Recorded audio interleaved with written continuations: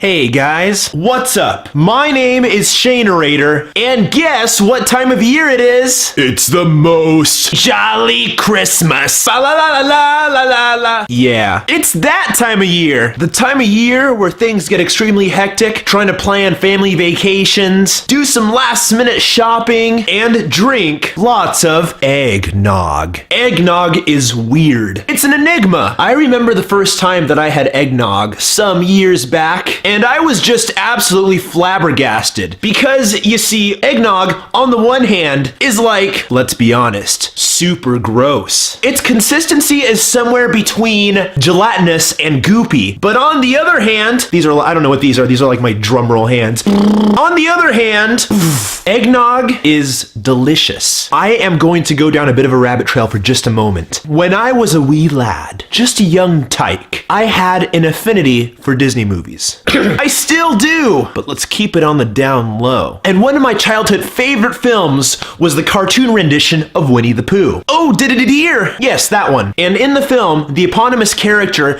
had a strong liking for honey. It kind of makes sense. He was a bear, but he loves honey. Although we can go as far as you like into this because he's a stuffed bear, and I'm pretty sure last time I checked, stuffed bears were not that interested in honey. I mean, with the few experiments that I conducted with teddy bears, sticking them headfirst into a jar of honey, they didn't seem to react. Wow, I just rabbit trailed my rabbit trail. Anyways, Winnie the Pooh. If you watch the cartoon, you'll notice that he picks up like that tub, the jar, the barrel. I'm just coming up with every container synonym that I can think of because I'm not sure what it's called. The thing of honey. And the cartoon made the honey look way more yellow than it does in real life. My basis for what honey was Winnie the Pooh. When I had honey for the first time, I was like, this ain't honey. And I always kind of pictured anything that is like mysteriously good as Winnie the Pooh's honey. And backtracking back to my point about eggnog, eggnog is just good. Eggnog reminds me of Winnie the Pooh's honey. It looks weird, it feels weird on your tongue, but man, does it taste amazing. I don't know why this turned into an advertisement for eggnog. I think the point is that's just one facet of Christmas that interests me. It just kind of astounds me that eggnog is only sold on a seasonal basis because I feel like stores would do a lot more profit if they would just sell it year round.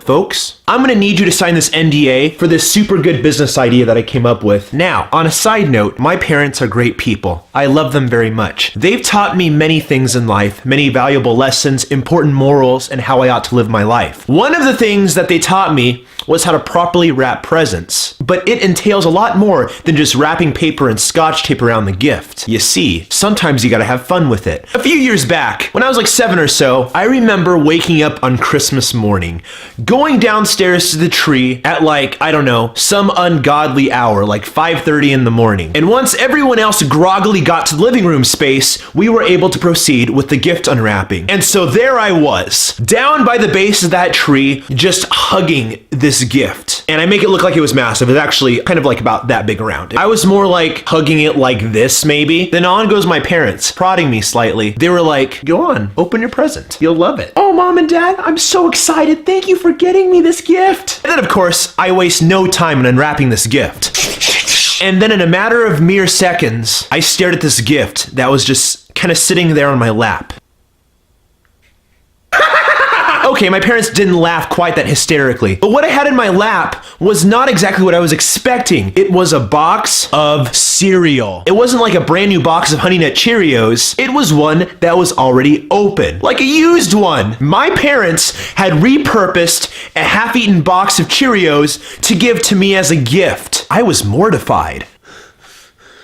I thought I had received like a Lego set or something, but no, it was just cereal. So after about 15 painstaking seconds of realizing that I had been duped by my parents into thinking I had gotten an awesome present, they finally let the cat out of the bag.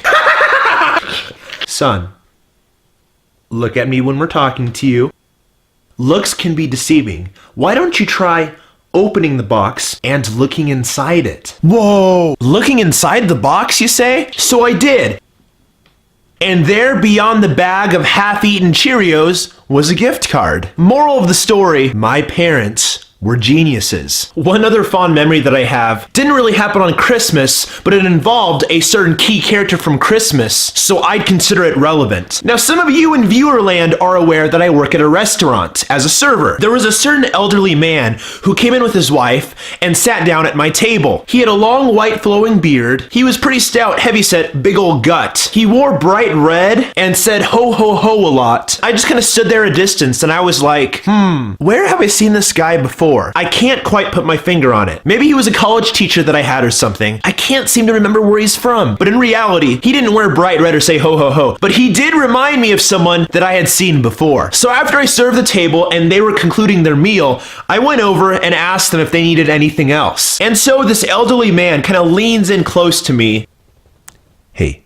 Yo, I want you to see something. He pulls out the smartphone and it's open to like Google Images or something. And so I take his phone and take a look at it, and would you believe there was a picture of Santa Claus on his phone. He's pointing the picture of Santa Claus and then pointing at himself, just kind of, yo dog, that's me. I played along and I hammed up my response. Oh my gosh! And was just, real down to earth and honest with him. Well, sir, I'm just flattered that you chose to sit at my table. I would have you know that I've done my absolute best to be a good boy this year. And the self-proclaimed Santa Claus looks at me with a twinkle in his eye and tells me there's a good chance that I won't be getting coal in my stocking this year. And I just kind of pause, think about his words for a second, and then look right back at him. Well, Mr. Claus, given the rising prices of oil these days, coal wouldn't necessarily be a bad gift to give me. And then everyone at the table got quiet for half a second, and you know what they said?